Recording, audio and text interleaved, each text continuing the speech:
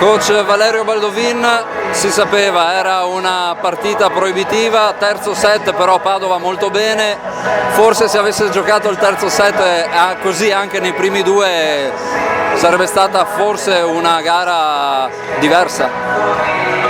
Sì, è anche vero che loro al terzo set sono un po' calati perché hanno fatto qualche errore in attacco che di solito non fanno.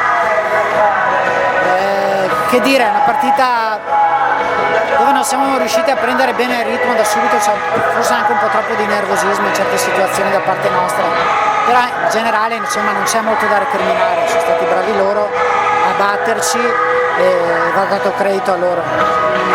Prossima sfida contro la Ninfalatina, una gara che insomma è più alla portata di Padova.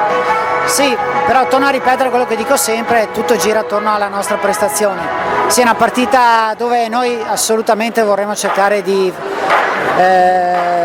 fare tesoro dell'esperienza della partita di andata dove ci ha visto giocare molto male e cercare soprattutto di dare qualità a quello che faremo domenica prossima.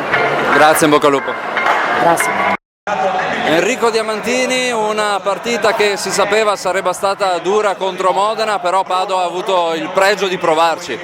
Sì, noi sapevamo che era una partita molto difficile perché loro sono primi ovviamente e sono una squadra molto forte. Ci abbiamo provato forse più nel terzo set, gli altri due abbiamo esitato un po'.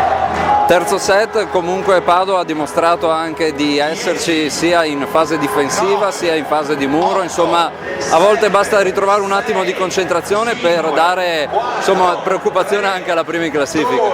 Sì, bisogna che giocavamo fin dall'inizio come abbiamo fatto il terzo set, cioè come noi sappiamo fare.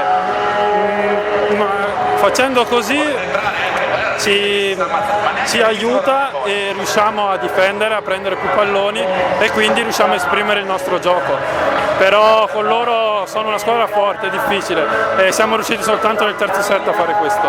Grazie, bocca al lupo. Crepi.